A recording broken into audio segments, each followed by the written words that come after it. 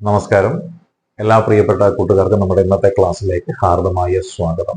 നമ്മൾ ഇന്ന് പഠിക്കുന്നത് ആരെക്കുറിച്ചാണെന്ന് അറിയാമോ? നമ്മുടെ കേരളത്തിലെ മുഖ്യമന്ത്രിമാരിൽ പ്രഥമ ഗണനീയനായിട്ടുള്ള EMS നമ്പൂതിരിപ്പാടിനെ കുറിച്ചാണ് നമ്മൾ പഠിക്കുന്നത്. ആരാണ് EMS നമ്പൂതിരിപ്പാട് ചോദിച്ചാൽ 3 അക്ഷരങ്ങളിൽ അറിയപ്പെട്ട വ്യക്തിയാണ് അല്ലെ. EMS 1909 മുതൽ 1998 വരെ നീണ്ടുനിന്ന ഒരു കാലഘട്ടം.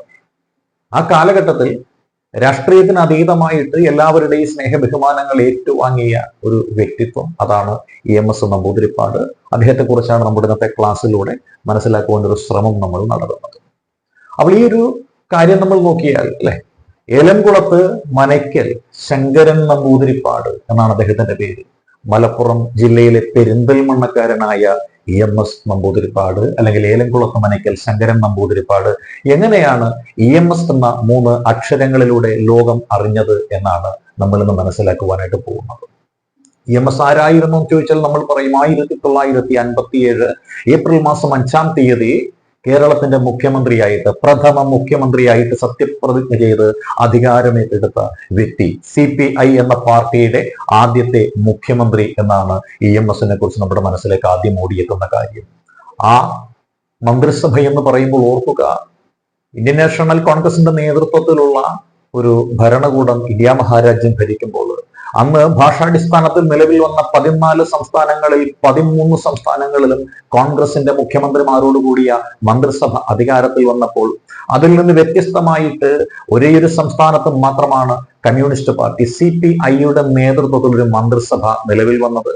അന്ന് അദ്ദേഹം മുഖ്യമന്ത്രി സ്ഥാനത്തേക്ക് തിരഞ്ഞെടുക്കപ്പെടുകയുണ്ടായി.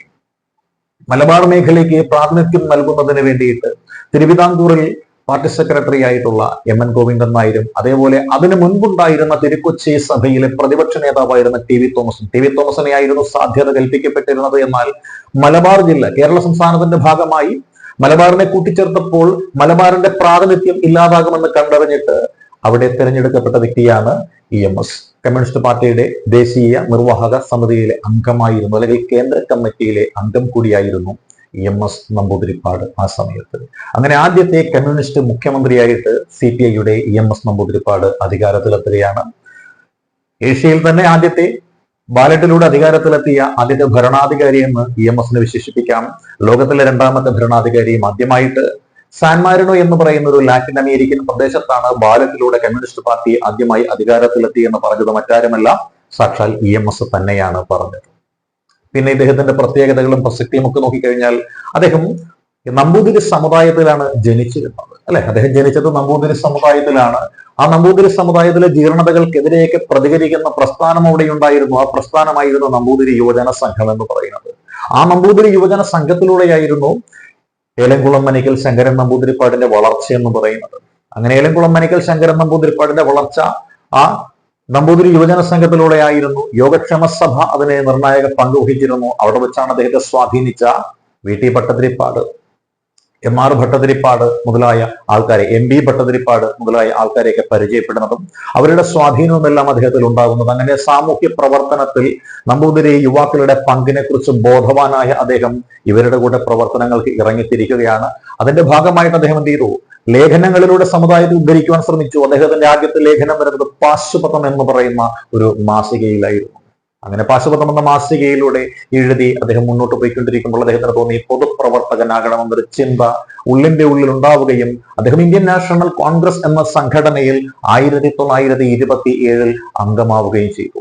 ഇന്ത്യൻ നാഷണൽ കോൺഗ്രസ് എന്ന സംഘടനയുടെ മലബാർ മേഖലയിലെ പ്രധാനപ്പെട്ട പ്രവർത്തകന്മാരിൽ ഒരാളായി പ്രവർത്തിച്ചു കൊണ്ടിരിക്കുന്ന സമയത്താണ് VT ഭട്ടതിരിപ്പാട് സംവിധാനം ചെയ്ത് രംഗത്ത് അവതരിപ്പിച്ച ഒരു നാടകം, ഒരു സാമൂഹ്യ പരിഷ്കരണ നാടകം. ആ നാടകത്തിന്റെ പേരായിരുന്നു അടുക്കളയിൽ നിന്നും അരങ്ങത്തേക്ക്. അടുക്കളയിൽ നിന്നും അരങ്ങത്തേക്ക് എന്നുള്ള ആ ഒരു നാടകത്തിലും ഒരു ചെറിയ വേഷം ചെയ്തുകൊണ്ട് തന്നെ സാമൂഹിക പ്രതിബദ്ധത നമ്മുടെ EMS നമ്പൂതിരിപ്പാട് അവിടെ ബോധ്യപ്പെടുത്തുകയുണ്ടായി.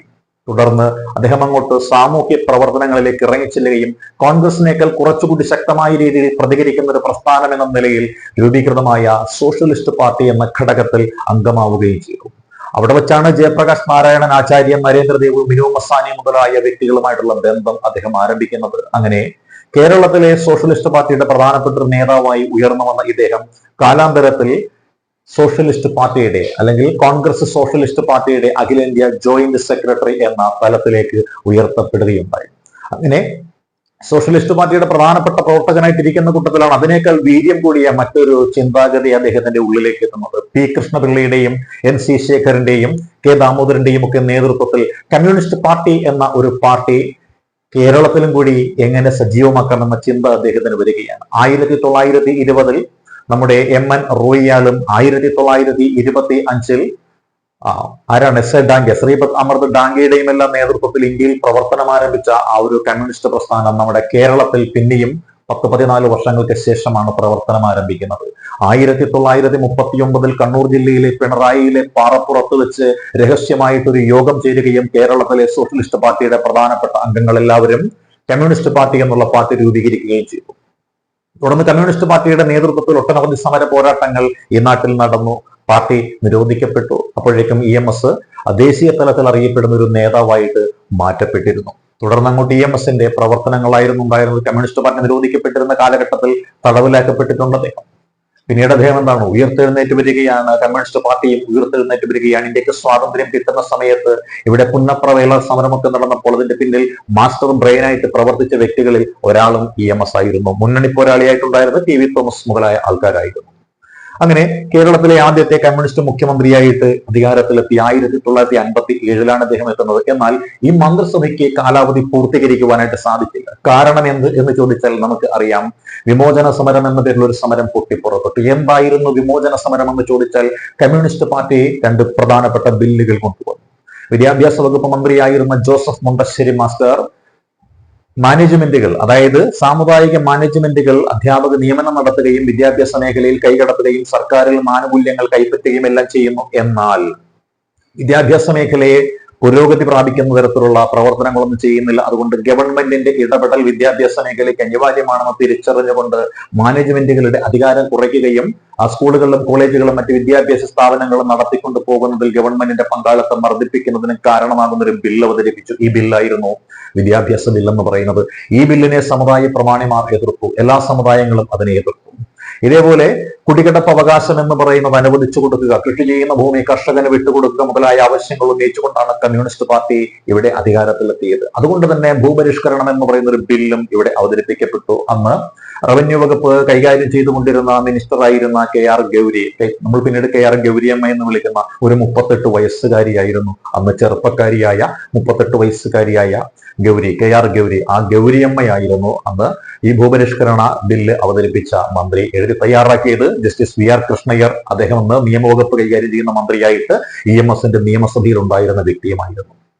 അപ്പോൾ അങ്ങനെ ഒരു ബില്ല് എഴുതി അവതരിപ്പിക്കപ്പെട്ടപ്പോൾ എന്താണ്, ഭൂമി കൈവശമുള്ള ആളുകൾ, കൂടുതൽ ഭൂമി കൈവശമുള്ള ആളുകൾ അവരുടെ കൈവശത്തു നിന്നും ഭൂമി പിടിച്ചെടുത്തിട്ട് ഭൂരഹിതരായിട്ടുള്ള കർഷകർക്ക് കൊടുക്കും.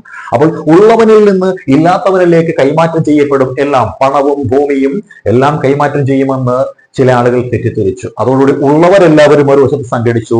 ഇല്ലാത്തവർക്ക് ഉള്ളവന്റെ കയ്യിൽ നിന്നും പിടിച്ചു കൊടുക്കുന്ന ആശയമാണ് കമ്മ്യൂണിസം എന്നുള്ള ആശയം ബലപ്പെട്ടു. ആ ആശയത്തെ തെറ്റിദ്ധരിപ്പിക്കപ്പെട്ട ഒരാശയത്തെ മറ്റ് രാഷ്ട്രീയ ചിന്താഗതികളോടുകൂടി കോൺഗ്രസ് ഉൾപ്പെടെയുള്ള സാമുദായിക സംഘടനകളെല്ലാവരും പിന്തുണയ്ക്കുകയാണ്. അതോടുകൂടി ഒരു സമരം ആരംഭിച്ചു. ആ സമരമാണ് വിമോചന സമരം എന്ന് പറയുന്ന ഒരു സമരം. 1959 ഏപ്രിൽ മാസത്തിൽ ചേർത്തലയിൽ വെച്ചിട്ട് പനമ്പള്ളി ഗോവിന്ദമേനോനാണ് പ്രഖ്യാപിച്ചത്, ഈ ഗവൺമെന്റിൽ നിന്ന് നമുക്കൊരു വിമോചനം വേണം, അതിന് വിമോചന സമരം ആവശ്യമാണെന്ന് പ്രഖ്യാപിച്ചു. തുടർന്നങ്ങോട്ട് വിമോചന സമരം ആരംഭിക്കുകയാണ്. 1959 ജൂൺ മാസം 12-ാം തീയതി വിമോചന സമരം പ്രഖ്യാപിക്കപ്പെടുകയാണ്.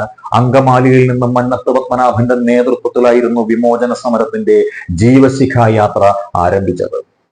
അങ്കമാലിയിലും മൂന്നാറിലും ചന്ദനത്തോപ്പിലും പുതിയ വിളയിലും എല്ലാം വെടിവെപ്പുണ്ടാവുകയും 15ഓളം ആളുകൾ കൊല ചെയ്യപ്പെടുകയും എല്ലാം ചെയ്തു കഴിഞ്ഞപ്പോൾ കേരളത്തിലെ ക്രമസമാധാന നില തകർന്നു എന്ന് പ്രഖ്യാപിച്ചുകൊണ്ട് 1951 ജൂലൈ മാസം 31-ാം തീയതി അന്നത്തെ രാഷ്ട്രപതിയായിരുന്ന ഡോക്ടർ രാജേന്ദ്ര പ്രസാദ് ആർട്ടിക്കിൾ 356 പ്രകാരം കേരളത്തിലെ ഈ മന്ത്രിസഭയെ പിരിച്ചുവിടുകയാണ് ഉണ്ടായത്.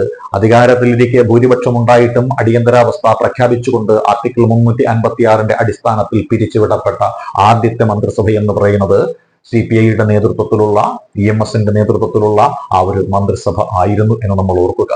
EMSന്റെ മറ്റ് പ്രത്യേകതകളുണ്ട്. ഒന്നാമത്തെ നിയമസഭയിൽ മുഖ്യമന്ത്രിയായി വന്ന അദ്ദേഹം തുടർന്ന് രണ്ടാമത്തെ നിയമസഭ 1960 സ്ഥാപിതമായപ്പോൾ പ്രതിപക്ഷ നേതാവായിട്ട് വന്നു. കേരളത്തിന്റെ ആദ്യത്തെ പ്രതിപക്ഷ നേതാവല്ല, കേരളത്തിന്റെ രണ്ടാമത്തെ പ്രതിപക്ഷ നേതാവെന്ന ചുമതല അദ്ദേഹം വഹിക്കുകയാണ്. 1967 അദ്ദേഹത്തിന്റെ നേതൃത്വത്തിൽ സപ്തകക്ഷി മുന്നണി എന്ന് പറയുന്ന ഒരു മന്ത്രിസഭ അധികാരത്തിൽ വരികയാണ്. സപ്തകക്ഷി എന്ന് പറയുമ്പോൾ CPM ഉണ്ട്, CPI ഉണ്ട്, മുസ്ലിം ലീഗ് ഉണ്ട്, RSP ഉണ്ട്. RSPക്ക് പുറമെ ആരുണ്ട്? നമ്മുടെ SSP എന്ന് പറയുന്ന സംയുക്ത സോഷ്യലിസ്റ്റ് പാർട്ടിയുണ്ട്, KSP ഉണ്ട്, കേരള സോഷ്യലിസ്റ്റ് പാർട്ടിയുണ്ട്, കർഷക തൊഴിലാളി പാർട്ടി എന്ന് പറഞ്ഞ KTPയും ഉണ്ട്. ഈ 7 പാർട്ടികളും ചേർന്നിട്ടുള്ള മുന്നണിയായിരുന്നു സപ്തകക്ഷി മുന്നണി മന്ത്രിസഭ എന്ന് പറയുന്നത്. ആ സപ്തകക്ഷി മുന്നണി മന്ത്രിസഭ അധികാരത്തിലെത്തുമ്പോൾ അതിന്റെ അമരക്കാരനായിട്ട് മുഖ്യമന്ത്രിയായിട്ട് 1967 EMS ഉണ്ടായിരുന്നു. അങ്ങനെ 2 വട്ടം കേരളത്തിന്റെ മുഖ്യമന്ത്രിയായ ആദ്യത്തെ വ്യക്തി എന്ന് പറയുന്നത് ആരാണ്? EMS നമ്പൂതിരിപ്പാടാണ്. എന്നാൽ മുന്നണിയിലെ ഭിന്നതകൾ കാരണം ആ മന്ത്രിസഭ അധികം ആയുസില്ലാതെ പിരിച്ചുവിടപ്പെടുകയും അതേ നിയമസഭയിൽ തന്നെ മറ്റൊരു മുഖ്യമന്ത്രിയായിട്ട് C. അച്യുതമേനോൻ വരികയും ചെയ്തു. ഐക്യമമുന്നണി എന്ന പേരിൽ ഒരു മുന്നണി രൂപീകരിച്ചുകൊണ്ട് C. അച്യുതമേനോന്റെ നേതൃത്വത്തിൽ ഒരു മന്ത്രിസഭ രൂപീകരിക്കപ്പെട്ടപ്പോൾ ആ അച്യുതമേനോൻ മന്ത്രിസഭയുടെ പ്രതിപക്ഷ നേതാവായിട്ട് പ്രവർത്തിച്ചത് EMS ആണ്. അതുകൊണ്ട് തന്നെ ഒരേ നിയമസഭയിൽ തന്നെ മുഖ്യമന്ത്രിയായിട്ടും പ്രതിപക്ഷ നേതാവായിട്ടും പ്രവർത്തിച്ച വ്യക്തി ആരെന്ന് ചോദിച്ചാൽ അത് EMS ആണ്. 2 വട്ടം കേരള മുഖ്യമന്ത്രിയായാലും EMS ആണ്.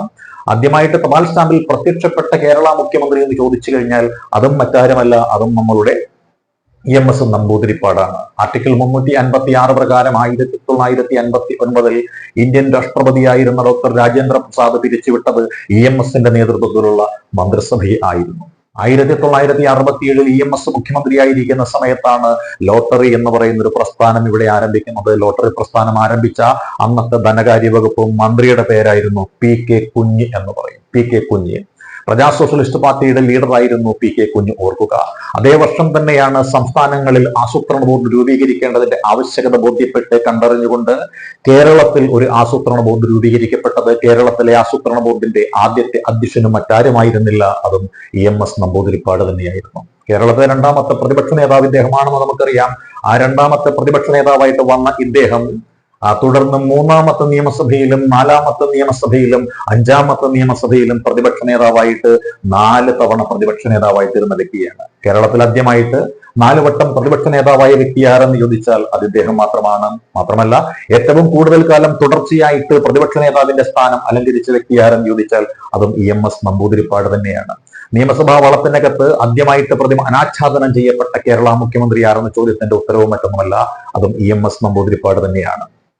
അശോക് മേത്ത കമ്മിറ്റി നമുക്കറിയാം. 1978 നമ്മളുടെ മൊറാർജി ദേശായി ഗവൺമെന്റ് നിയമിച്ച ഒരു കമ്മീഷൻ, പഞ്ചായത്ത് രാജ് സംവിധാനത്തെ കുറിച്ച് ആഴത്തിൽ പഠിക്കുന്നതിന് വേണ്ടിയിട്ട് മൊറാർജി ദേശായിയുടെ നേതൃത്വത്തിലുള്ള ജനതാ പാർട്ടി ഗവൺമെന്റ് നിയോഗിച്ച കമ്മീഷനായിരുന്നു അശോക് മേത്ത കമ്മീഷൻ. ആ അശോക് മേത്ത കമ്മീഷനിൽ അംഗമായിരുന്ന മലയാളി മറ്റാരുമായിരുന്നില്ല, നമ്മുടെ EMS നമ്പൂതിരിപ്പാട് തന്നെയായിരുന്നു.